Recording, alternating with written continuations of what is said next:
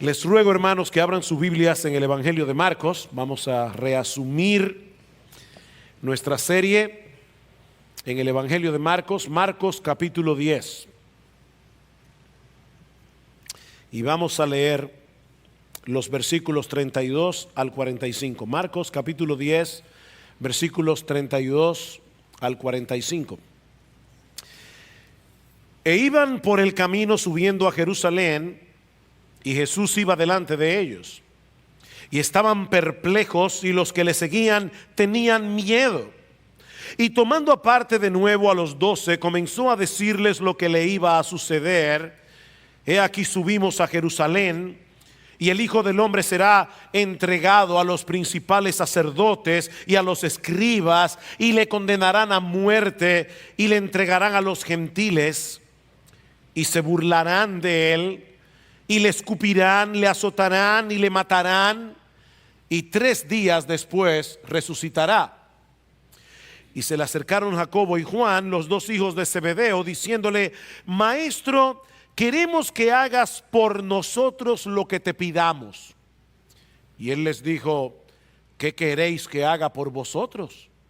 Ellos le dijeron: concédenos que en tu gloria nos sentemos, uno a tu derecha y el otro a tu izquierda. Pero Jesús les dijo: no sabéis lo que pedís. ¿Podéis beber la copa que yo bebo, o ser bautizados con el bautismo con que soy bautizado? Y ellos le dijeron: podemos. Y Jesús les dijo: la copa que yo bebo beberéis, y seréis bautizados con el bautismo con que yo soy bautizado. Pero el que os sentéis a mi derecha y a mi izquierda, no es mío el concederlo, sino que es para quienes ha sido preparado. Al oír esto, los 10 comenzaron a indignarse contra Jacobo y Juan. Y llamándolos juntos así, Jesús les dijo: ¿sabéis que los que son reconocidos como gobernantes de los gentiles se enseñorean de ellos, y que sus grandes ejercen sobre ellos potestad? Pero entre vosotros no es así, sino que cualquiera de vosotros que desee llegar a ser grande será vuestro servidor, y cualquiera de vosotros que desee ser el primero será siervo de todos. Porque ni aun el Hijo del Hombre vino para ser servido, sino para servir y para dar su vida en rescate por muchos. Si yo te preguntara en esta mañana, y ya Lester se adelantó, hizo la pregunta al principio de este servicio, pero si yo te preguntara en esta mañana: ¿a qué vinimos a la iglesia hoy?, ¿cuál sería tu respuesta? ¿Qué es lo que se supone que cada uno de nosotros venimos a hacer aquí cada domingo? O si quieren plantearlo desde otra perspectiva, ¿por qué Dios determinó que los cristianos se congregaran semanalmente para hacer cosas juntos como iglesia? Cantar, orar, traer nuestras ofrendas, escuchar la lectura y la predicación de la palabra.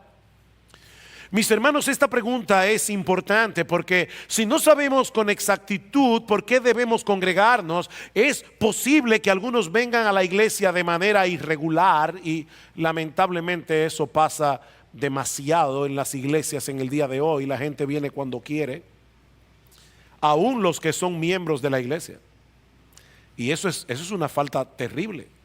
Vienen a la iglesia cuando quieren, cuando no quieren hacerlo no vienen. También es posible que otros que vengan regularmente porque piensan que es su deber estar aquí y no tengan una idea muy clara de por qué necesitan congregarse. Mis hermanos, ¿por qué debemos estar aquí en el día del Señor y no en ningún otro lugar? Bueno, una respuesta correcta es: nosotros venimos aquí a adorar a Dios, y eso es correcto. El problema es que esa respuesta todavía es demasiado general como para que pueda sernos de ayuda. Yo creo que una respuesta más concreta es que nosotros debemos venir a la iglesia, o por lo menos una de las razones por la que debemos venir a la iglesia cada domingo, es porque necesitamos poner nuestras mentes y corazones en sintonía con el Evangelio. Tú y yo necesitamos cada semana, no puedes darte el lujo de no hacerlo. Tú y yo necesitamos cada semana estar aquí en este lugar para poner nuestras mentes y corazones en sintonía con el Evangelio, porque en el resto de la semana estamos sumergidos en un mundo en el que somos continuamente bombardeados con pensamientos que se oponen diametralmente a la verdad de Dios revelada en su palabra. Y todo eso con la agravante de que el mundo sabe muy bien cómo presentar su mensaje en una forma muy atractiva, en una forma muy seductora. Debemos seguir los impulsos de nuestro corazón para tratar de alcanzar nuestros sueños. Debemos desarrollar el enorme potencial que todos tenemos dentro para llegar a ser las personas extraordinarias que todos realmente somos. El único problema con ese mensaje es que es una mentira total. El único problema. Es una mentira total. Mis hermanos, no es verdad que nosotros debemos seguir los impulsos de nuestro corazón para alcanzar nuestros sueños. Eso no es verdad. Mis hermanos, no es verdad que nosotros somos personas extraordinarias que solo necesitamos desarrollar nuestro potencial. Más bien, nosotros somos una raza de gente necesitada de la gracia de Dios para llevar a cabo el propósito para el cual fuimos creados. Pero eso no es lo que tú escuchas cada día en el mundo. Ese no es el mensaje que te vende Hollywood a través de sus películas. Ese no es el mensaje que tú escuchas a través de las canciones. Pero eso es lo que venimos a recordar cada domingo. Nosotros necesitamos urgentemente todos los recursos espirituales que Dios pone a nuestra disposición a través de la persona y la obra de nuestro Señor Jesucristo. En otras palabras, necesitamos vernos a la luz del Evangelio. Mis hermanos, nuestra labor como predicadores no es la de llevar a cabo una especie de terapia grupal de autoayuda para que todos podamos descubrir la maravillosa persona que somos. No. Nuestro trabajo es ayudarte a ver tu impotencia. Nuestro trabajo es ayudarte a ver tus limitaciones para que busques desesperadamente la gracia del Evangelio. Y eso es precisamente lo que vamos a hacer en esta mañana al continuar con nuestra serie expositiva en el Evangelio de Marcos. Y este pasaje que vamos a estudiar en la mañana de hoy es uno de los más cruciales de toda esta sección del Evangelio, que comienza en el capítulo 8 y concluye en el capítulo 10. Pronto vamos a llegar al capítulo 11 y veremos que hasta el capítulo 15 del Evangelio de Marcos el Evangelio se enfoca únicamente en la semana de la Pasión. Eso quiere decir, mis hermanos, que el Evangelio de Marcos ocupa más del 30% de su material a los últimos 6 días del ministerio terrenal de nuestro Señor Jesucristo. Más del 30% del Evangelio está concentrado en esos 6 días. Por eso alguien decía que el Evangelio de Marcos es el relato de la pasión de Cristo con una larga introducción. Así de importante es ese último tramo de la vida de Jesús. Pero antes de llegar allí, Marcos introduce este incidente que vamos a estudiar en el día de hoy, en el que Cristo una vez más anuncia su muerte a los discípulos y una vez más los discípulos reaccionan de una manera completamente equivocada. Versículo 32. E iban por el camino subiendo a Jerusalén. Ya los discípulos saben, nos estamos acercando a Jerusalén y el Señor ha dicho varias cosas acerca de este punto. Y Jesús iba delante de ellos y estaban perplejos, y los que le seguían tenían miedo. Y tomando aparte de nuevo a los 12, noten ese detalle. Tomando aparte de nuevo a los 12, comenzó a decirles lo que le iba a suceder. He aquí, subimos a Jerusalén y el Hijo del Hombre será entregado a los principales sacerdotes, a los escribas, le condenarán a muerte, le entregarán a los gentiles, se burlarán de él, le escupirán, le azotarán y le matarán, y 3 días después resucitará. Esta es la tercera vez en esta sección del Evangelio de Marcos, Marcos 8, 9 y 10, en que el Señor revela a los discípulos lo que le habría de suceder al final de su ministerio. La primera vez ocurre en Marcos capítulo 8, versículo 31, luego de la famosa confesión de Pedro: tú eres el Cristo, el Hijo del Dios viviente. La segunda vez la encontramos en Marcos capítulo 9, versículos 30 al 31, y la tercera es la que estamos estudiando en esta mañana. Y aquí el Señor añade varios detalles que no incluye en los anuncios anteriores. Por ejemplo, esta es la única vez que el Señor menciona que sería condenado a muerte. Es decir, que Él sería ejecutado luego de pasar a través de un proceso judicial. Las otras 2 veces Cristo dice que debía morir, pero no explica cómo. Por otra parte, esta es la primera vez que Cristo dice que su muerte sería en la ciudad de Jerusalén. Hasta ahora ese dato no había sido revelado. Y que los líderes religiosos de la nación lo entregarían a los gentiles. Es una clara referencia al tribunal presidido por Poncio Pilato. Y es la primera vez que Cristo revela que antes de su muerte sería burlado, escupido y azotado. Así que, mis hermanos, la muerte de Cristo en la cruz, con todos sus detalles, no fue un imprevisto.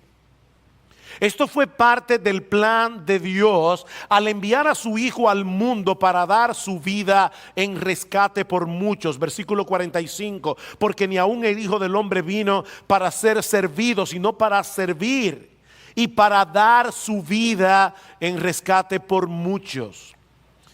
Cristo no murió en la cruz del Calvario simplemente para darnos un ejemplo de amor, aunque nunca encontraremos en toda la historia humana un mayor ejemplo de amor que este.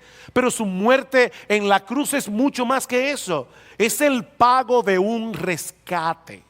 ¿Vieron la palabra allí? Es el pago de un rescate. Esa palabra griega significa comprar la libertad de un esclavo o de un prisionero a través del pago de un precio.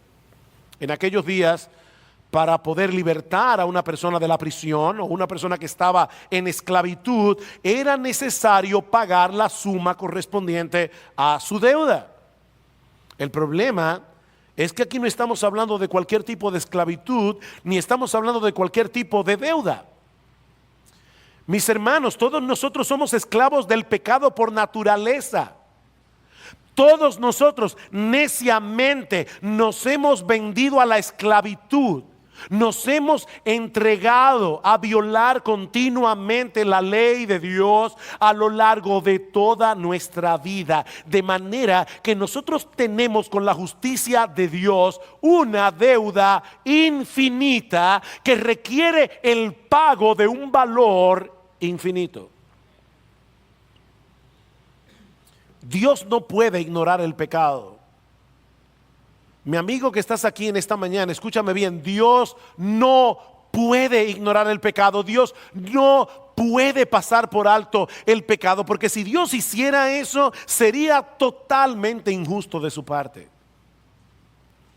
Alguien decía que en el principio de la creación Dios dijo: sea la luz, y la luz fue hecha. Dios dijo: sean las plantas en el planeta, y toda la tierra se llenó de árboles. Pero Dios no podía decir: sea el perdón, y todos fueran perdonados. No, Dios no podía hacer eso. Mis hermanos, el perdón no funciona de esa manera. Permítame ponerlo de una forma muy humana, muy terrenal. pero que yo creo que puede ayudarnos a entender mejor el concepto del perdón. Cada vez que tú decides perdonar a alguien, eso tiene un costo que tú estás decidiendo asumir. El perdón siempre tiene un costo. Siempre. Si alguien toma tu carro sin permiso y lo choca, y tú decides perdonarle la deuda, le dices, no te preocupes, no hagas nada con eso, te perdono. O pierdes el carro, o pierdes el dinero que te cuesta arreglarlo. Es así de simple. El perdón tiene un costo. Si tú decides perdonar a la persona que ha dañado tu carro, tú estás asumiendo el precio de ese problema. Y lo mismo ocurre si alguien te maltrata, si alguien te hace daño, y tú decides no pagarle con la misma moneda, tú decides no tomar venganza contra él. Mis hermanos, eso duele. ¿O no es así?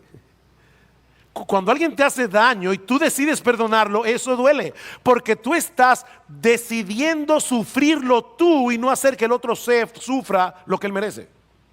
Tú estás asumiendo el costo del perdón. Bueno, en un sentido infinitamente mayor, Dios no puede perdonar a los pecadores. Dios no puede perdonar a los pecadores sin asumir el precio que cuesta perdonarlos. Porque todos hemos transgredido su ley, todos debemos ser castigados como transgresores. Pero Dios decidió hacer el pago Él mismo a través de la muerte de su Hijo. Ese es el mensaje del Evangelio. Que el amor de Dios proveyó lo que su justicia demanda. El Hijo del Hombre no vino para ser servido, sino para servir y para dar su vida en rescate por muchos. Y esa preposición por significa en vez de, en lugar de, como sustituto de. Cristo vino al mundo a morir en nuestro lugar. Él vino a sustituirnos en esa cruz para que de ese modo podamos quedar en completa libertad. Él murió nuestra muerte para que ahora todos nosotros podamos vivir su vida.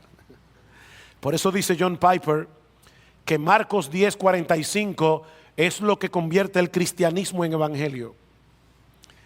En una buena noticia, hermanos, lo que la justicia divina demanda de cada uno de nosotros por causa de nuestros pecados, el amor divino lo proveyó en la persona de Cristo. Ese es el significado de la semana de la pasión que comenzaremos a estudiar cuando lleguemos al capítulo 11 del Evangelio de Marcos. Ahora bien, cualquiera diría que a esta altura de juego, los discípulos ya estaban entendiendo por qué fue que Cristo vino al mundo. Ya estaban entendiendo qué implicaba para cada uno de ellos seguir al Señor. Ya van 3 veces que le dice lo mismo: yo tengo que morir de mano de los líderes religiosos de la nación. Esa es la misión que el Padre me encomendó que llevara a cabo. Pero ¿saben qué, hermanos? A pesar de eso, ellos no entendieron. No entendieron. De hecho, las 3 veces que Cristo anunció su muerte a los discípulos, todos ellos reaccionaron de una forma inadecuada, como vemos a partir del versículo 35, y eso nos lleva a nuestro segundo encabezado. Ya vimos el anuncio de la muerte del Señor.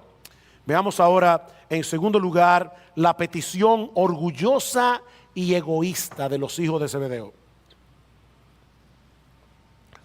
Versículo 35.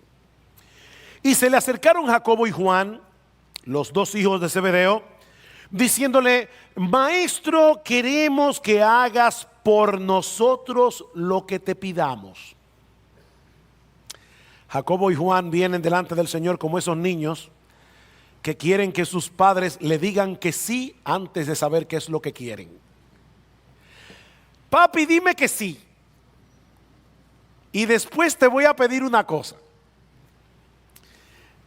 Alguien decía que la petición de Juan y Jacobo es como como decirle a Dios en oración: Señor, te pedimos humildemente que hagas exactamente lo que nosotros queremos que tú hagas. Esta es una oración arrogante, egoísta y peligrosa.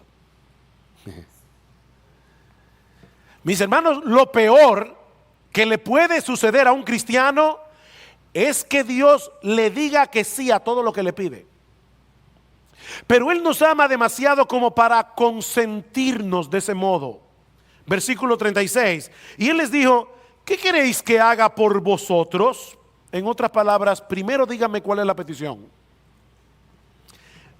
Después le diré cuál es mi respuesta. Versículo 37.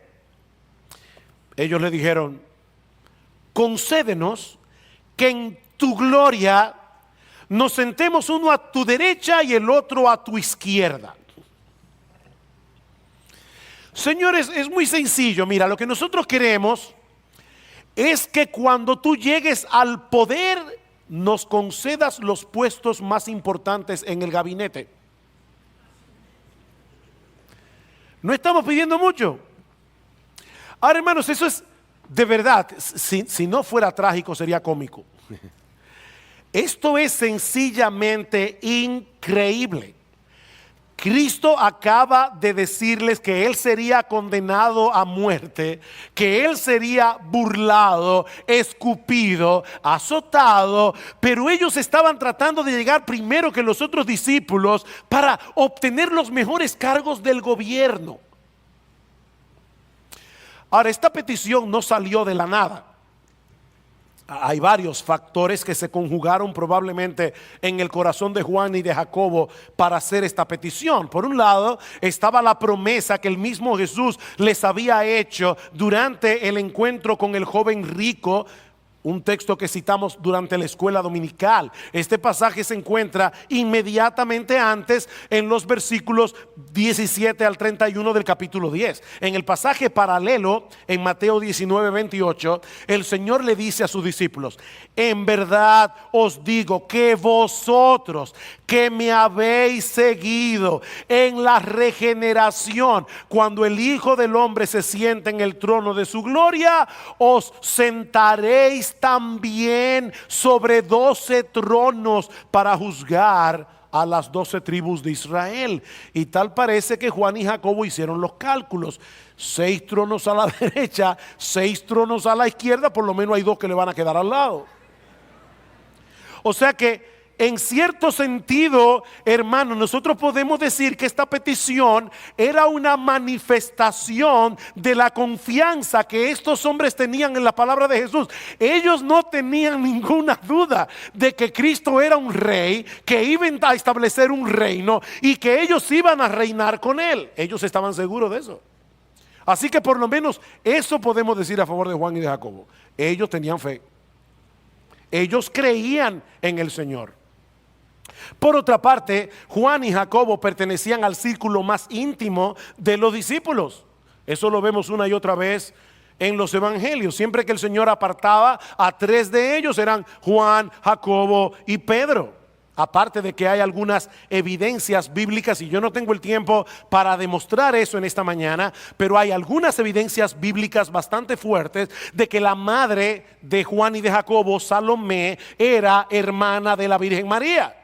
De manera, claro, María no fue virgen después que tuvo a sus otros hijos, pero para que entiendan de qué María es que estamos hablando, Salomé era hermana de María. Así que Juan y Jacobo muy probablemente eran primos de Jesús. De hecho, por el relato de Mateo, nosotros sabemos que la promotora de esa petición fue Salomé. Típica mamá, ¿verdad?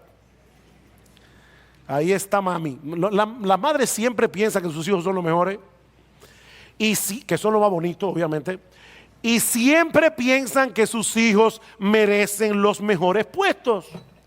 Y si Jesús era su sobrino, podemos entender por qué Salomé trató de sacarle ventaja a la conexión familiar. Pero mis hermanos, a pesar de todos esos factores, esta petición estaba completamente fuera de lugar. Y era una clara manifestación del problema que estos hombres tenían con el orgullo. Porque esta no es la primera vez que surgía este asunto entre los discípulos. ¿Recuerdan en Marcos capítulo 9, versículo 33? Dice que cuando llegaron, el Señor acaba de decirles: el Hijo del Hombre será entregado en manos de los hombres, le matarán y después de muerto resucitará. Y dice en el versículo 33 del capítulo 9: y llegaron a Capernaum, y estando ya en la casa, Cristo les preguntó: ¿qué discutíais por el camino? Pero ellos guardaron silencio. Fue como un ¿Por qué guardaron silencio? Porque en el camino habían discutido entre sí quién de ellos era el mayor. Ellos habían estado peleando por esos puestos por bastante tiempo. Por supuesto, de nuevo, hermano, nosotros podemos decir a favor de los discípulos que teniendo todas las circunstancias en contra, estos hombres confiaban plenamente en el triunfo final de Jesús. Ellos confiaban en el establecimiento de su reino, pero no acababan de entender la naturaleza de ese reino, ni tampoco estaban entendiendo lo que implica seguir a un rey como Jesús. Y yo espero que todos nosotros salgamos de aquí esta mañana entendiendo lo que implica seguir a un rey como Jesús. Y eso nos lleva a nuestro tercer encabezado, unas palabras de clarificación. Estos hombres necesitaban una clarificación. Versículo 38. Pero Jesús les dijo: no sabéis lo que pedís. No sabéis lo que pedís. El Señor sabía que Juan y Jacobo no estaban entendiendo las implicaciones de lo que ellos estaban pidiendo. Ellos querían una corona sin cruz. Ellos querían gloria sin sufrimiento. Ellos querían honra sin humillación. Pero mis hermanos, eso es imposible para los discípulos de Jesús. Eso es imposible. Porque ese no fue el camino que Él tuvo que transitar para salvarnos. Versículo 38. ¿No sabéis lo que pedís? ¿Podéis beber la copa que yo bebo? ¿O ser bautizados con el bautismo con que yo soy bautizado? ¿De qué copa el Señor está hablando aquí? En el Antiguo Testamento se usaba la figura de la copa como una referencia a experimentar el justo juicio de Dios. Beber la copa era sinónimo de recibir sobre sí el castigo de la ira de Dios. Es por eso que en el huerto de Getsemaní, ¿cuál fue la petición del Señor? Señor, si es posible, pasa de mí esta copa. Pero no era posible. No era posible. Siendo inocente, Cristo tuvo que beberse la copa de la ira que merecen nuestros pecados. Cristo tuvo que tomarse esa copa hasta la última gota. Él tuvo que pasar por un bautismo de sufrimiento, sumergirse voluntariamente en el océano de la justicia de Dios para recibir el castigo que nosotros debíamos haber sufrido por causa de nuestras transgresiones. Y aunque la muerte de Cristo es única y es irrepetible, ni tú ni yo tenemos que morir por los pecados de otros, hay un sentido en que todos los creyentes tenemos que identificarnos con esa copa y con ese bautismo. En otras palabras, tenemos que estar dispuestos a identificarnos con Jesús en sus sufrimientos y su humillación, o nunca participaremos de su exaltación y de su gloria. Mi hermano, ¿tú me oíste bien? Todos nosotros tenemos que identificarnos con Cristo en sus sufrimientos y en su humillación, o nunca participaremos de su exaltación y de su gloria. Y eso es precisamente lo que Juan y Jacobo no acaban de entender. Ellos querían ser exaltados en el reino de Cristo. Ellos querían participar de la gloria de Cristo, pero no estaban dispuestos a asumir su humillación y sus sufrimientos. Ustedes no saben lo que están pidiendo. ¿Acaso pueden beber de la copa que yo bebo? Y ser bautizados con el bautismo con que yo soy bautizado. ¿Y saben lo que le respondieron Juan y Jacobo? Oh, sí.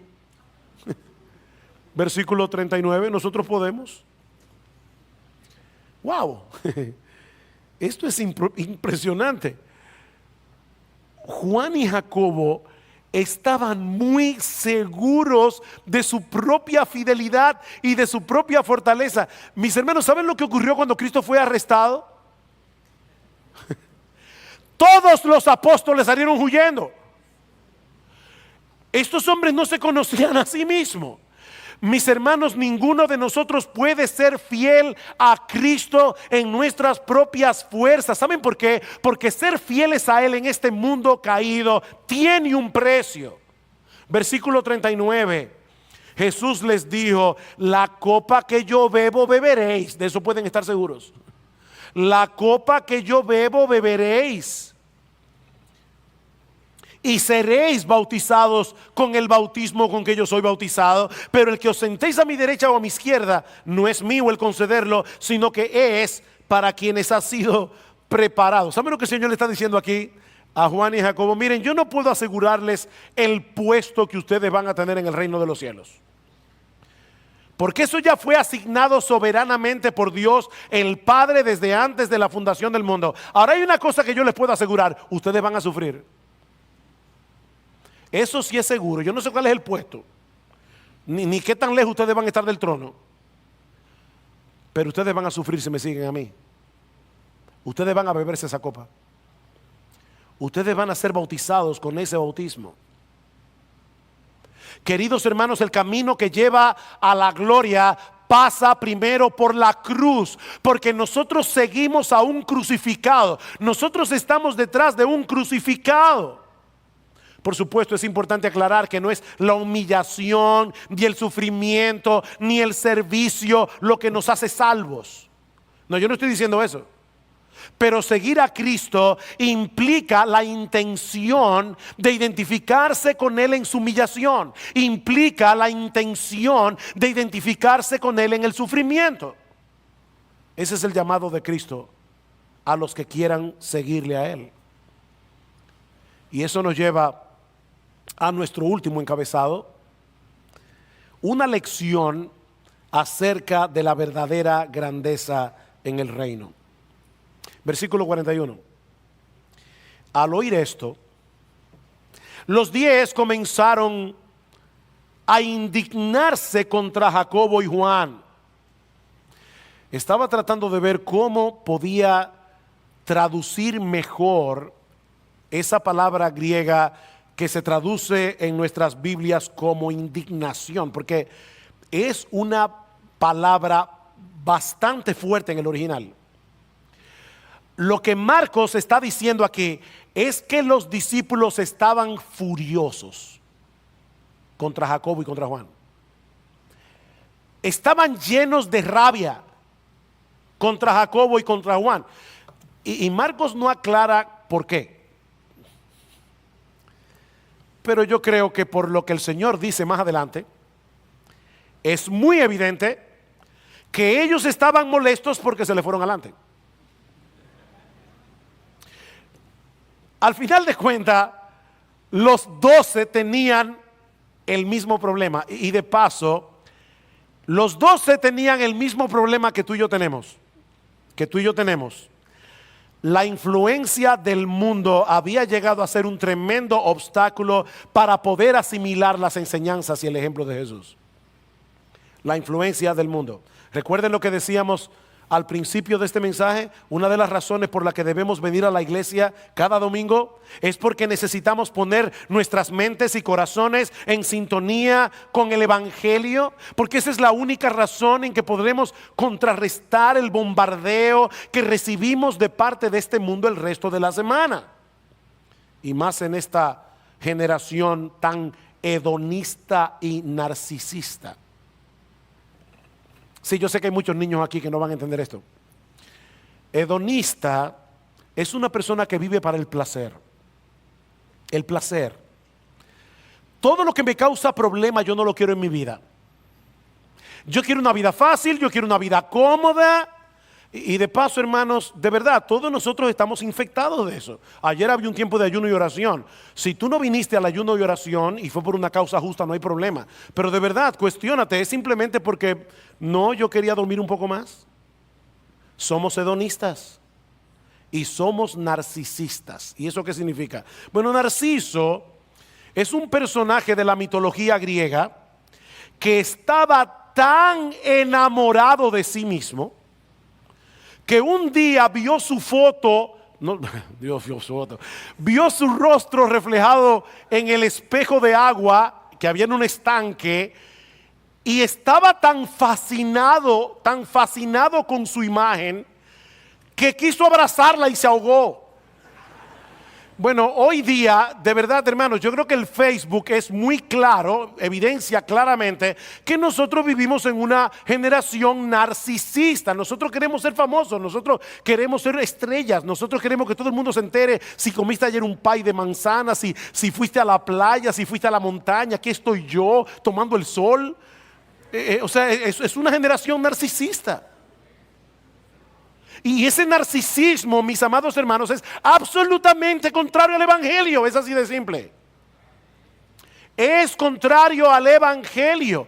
Es muy fácil para nosotros leer esta historia y juzgar duramente a los discípulos. Pero ¿cómo es posible que habiendo pasado todo ese tiempo al lado nada más y nada menos que de la persona de Jesús, todavía estaban peleando por los primeros puestos? ¿De verdad te sorprende? ¿De verdad te sorprende que ellos reaccionen así? ¿O acaso tú no te puedes ver reflejado en ese espejo? Porque yo me veo ahí. Yo me veo ahí. Lo que pasa es que algunas personas son lo suficientemente astutas como para saber esconder mejor la indignación que le causa que otros se le vayan adelante. Hay gente que es más sutilmente hipócrita. ¿Te molestó que le dieran el puesto a fulano? No.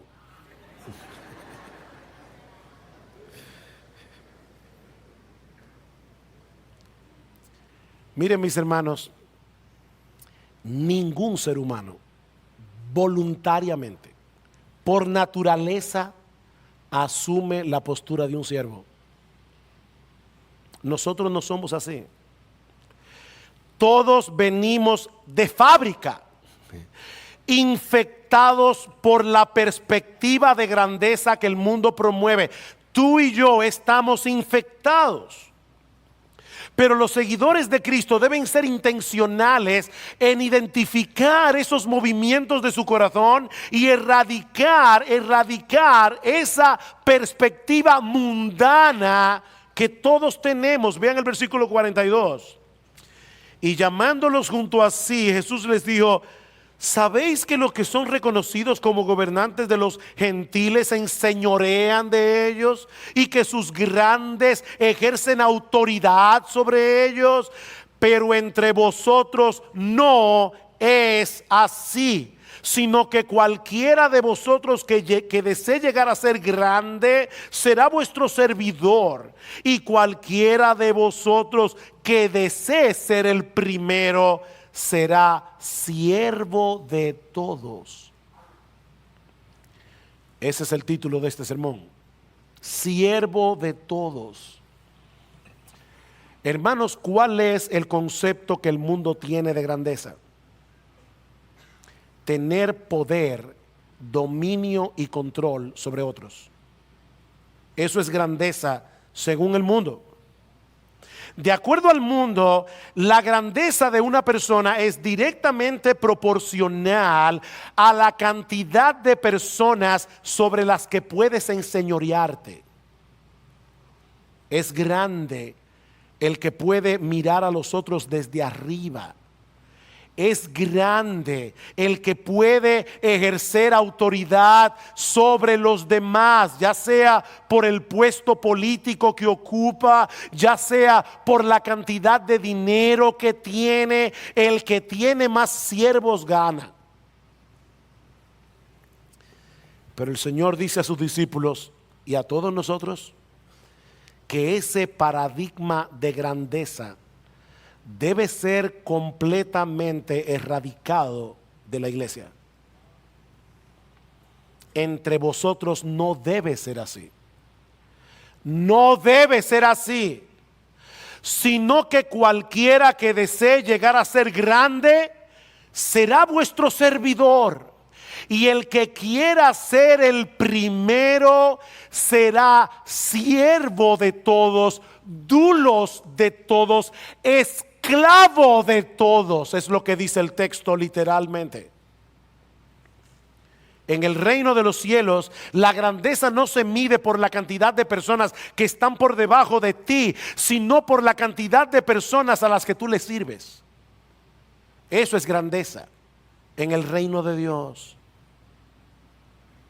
El que asume voluntariamente la posición de un esclavo, ese es el mayor en la presencia de Dios, porque eso es precisamente lo que hizo Jesús, el más grande de todos. Versículo 45, porque ni aún el Hijo del Hombre, ni aún el Hijo del Hombre, el Rey de gloria, el soberano del universo, ni aún el Hijo del Hombre vino para ser servido, sino para servir y para dar su vida en rescate por muchos. Mis hermanos, el Señor tenía todo el derecho del mundo de venir aquí con un séquito de ángeles que le sirvieran hasta en el más mínimo detalle. Él es el Hijo de Dios, Él es la segunda persona de la Trinidad, Él es el creador y el sustentador del universo.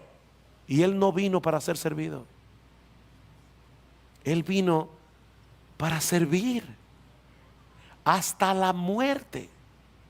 Y Él es la tabla de evaluación que Dios usa para medir la grandeza de un ser humano. Cristo es la tabla de evaluación para medir la grandeza de un ser humano. Escucha lo que dice Pablo en Filipenses capítulo 2. Nada hagáis por egoísmo o por vanagloria, sino que con actitud humilde cada uno de vosotros considere al otro como más importante que a sí mismo, no buscando cada uno sus propios intereses, sino más bien los intereses de los demás. Ahora, mis hermanos, vamos a ser honestos. A ninguno de nosotros nos gustan esos textos. A mí no me gustan. No nos gustan esos textos. Hermanos, en nuestra naturaleza humana, nosotros preferimos ser servidos antes que servir. Esa es nuestra naturaleza. Nos asusta pensar que podemos pasar por esta vida completamente desapercibidos. Nos asusta pensar que podemos dedicar nuestra vida a servir a otros en el anonimato, sin ser reconocidos absolutamente por nadie. ¿O no te asusta eso? Pero ¿saben qué? Eso es precisamente lo que hacen los esclavos. Los esclavos son seres invisibles. Son invisibles. Son personas que viven para servir a los demás. Su meta en la vida no es buscar el estrellato, no es alcanzar el reconocimiento, es simplemente suplir las necesidades de otros. Y lo que el Señor nos está enseñando en este pasaje es que ese es el efecto que debe producir el evangelio en nuestras vidas. Ser como nuestro bendito Señor y Salvador Jesucristo, que no vino para ser servido, siendo el más grande, sino para servir. Si miran este pasaje del Evangelio de Marcos con más atención, verán que tiene la estructura de un sándwich. En la parte posterior, versículos 32 al 34, y en la parte inferior, versículo 45, encontramos el anuncio de la muerte de Cristo y su propósito. Él vino a dar su vida en rescate por muchos. Y en el medio de estas dos partes, nosotros vemos el ejemplo de los discípulos. En el ejemplo de los discípulos, nosotros vemos cuál es la condición de la que necesitamos ser rescatados. Ellos son un vivo ejemplo de por qué necesitábamos ese rescate. Somos orgullosos, somos egocéntricos, somos envidiosos, estamos sedientos de gloria, estamos sedientos de poder. Pero Cristo vino al mundo y pagó nuestra deuda con la justicia de Dios, muriendo en nuestro lugar para librarnos de esa esclavitud. Mis hermanos, Cristo vino a librarnos de la esclavitud de nosotros mismos. Él dio su vida en una cruz para que ahora podamos libremente dedicarnos a vivir para Él, sirviendo a los demás. Cristo dio su vida en una cruz para que ahora tú y yo podamos libremente dedicarnos a vivir para Él, sirviendo a los demás. Es de eso que se trata la vida cristiana. El amor de Cristo nos constriñe pensando esto, que si uno murió por todos, luego todos murieron y por todos murió, para que los que viven ya no vivan para sí. ¿Se dieron cuenta de ese ya no? Es así como tú vivías antes, cuando estabas muerto en tus delitos y pecados. Pero Cristo dio su vida para que ya no más sigas viviendo así. Por todos murió, para que los que vivan ya no vivan para sí, sino para aquel que murió y resucitó por ellos. Solo el poder del Evangelio puede hacer eso.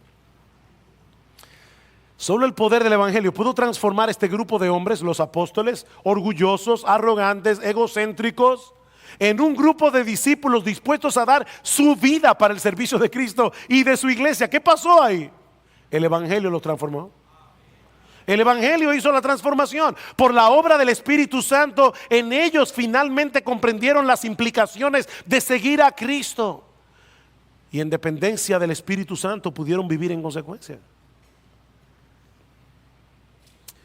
Yo estoy seguro que la mayoría de ustedes conocen el programa X Factor. ¿Conocen ese programa? X Factor. Es un programa que se ha hecho muy famoso en Estados Unidos y en otras partes del mundo, donde se hacen audiciones.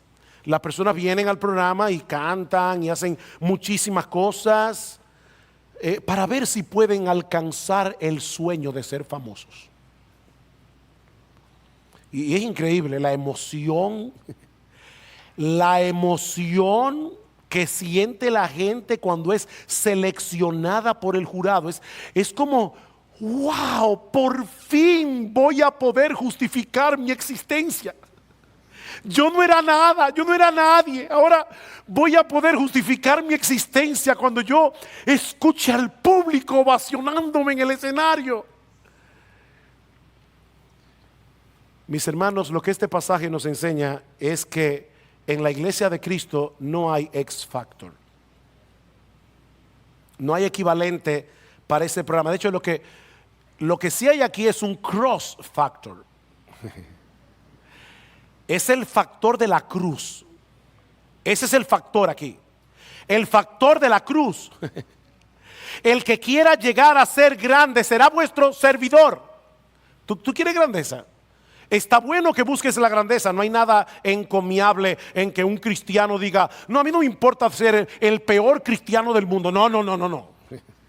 Trata de ser grande en el reino de los cielos. No seas un mediocre como cristiano. Pero tú quieres ser grande, conviértete en el servidor de todos. ¿Tú quieres ser grande? A los ojos de Dios, conviértete en el esclavo de todos y serás grande. Hace unos meses escuché esta historia. Un individuo, a un pastor más viejo, le pidieron que examinara a un joven que quería irse a las misiones. Y el misionero más viejo le dijo: no hay problema, llega a las 5 de la mañana a casa para hacerte una entrevista. Era diciembre en Estados Unidos, estaba nevando. El joven llegó a las 5 de la mañana, lo hicieron pasar, se sentó en la sala de la casa de este misionero. Tuvo que esperar hasta las 8 de la mañana. Finalmente, a las 8 de la mañana, el misionero lo hizo pasar a su oficina y le preguntó: dime, ¿cuántos son 2 más 2? 4. ¿Tú sabes deletrear la palabra panadería? Sí, P-A-N-A-D-E-R-I-A. Muy bien. ¿Ya te puedes ir? El joven se fue. Y el misionero envió una carta a la agencia misionera diciendo: este joven está perfectamente preparado para irse al campo misionero. Yo lo cité a las 5 de la mañana, en pleno diciembre, nevando, y él estaba aquí a las 5 de la mañana, lo cual me dice que es un joven diligente. Me tuvo que esperar en la sala de la casa hasta las 8, lo cual me dice a mí que es una persona paciente. Cuando entré a mi oficina, le hice la pregunta más estúpida que yo podía hacerle, y él con toda humildad me la respondió, no se sintió ofendido, y cuando se fue lo miré por la ventana y él iba tranquilo y campante. Él está preparado para la obra misionera.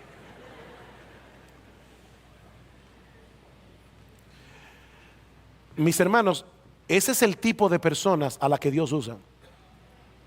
No es a la gente capaz, no es a la gente que se cree que se las sabe todas, no es al que está lleno de talentos. Dios ha decidido exaltar a los humildes. Dios ha decidido usar personas así. Queridos hermanos, todos nosotros estamos infectados en un grado o en otro con ese criterio que el mundo tiene de grandeza, porque ese criterio encaja perfectamente con el pecado que todavía mora en nuestro corazón. Somos pordioseros con complejo de grandeza, que queremos ser tratados como reyes.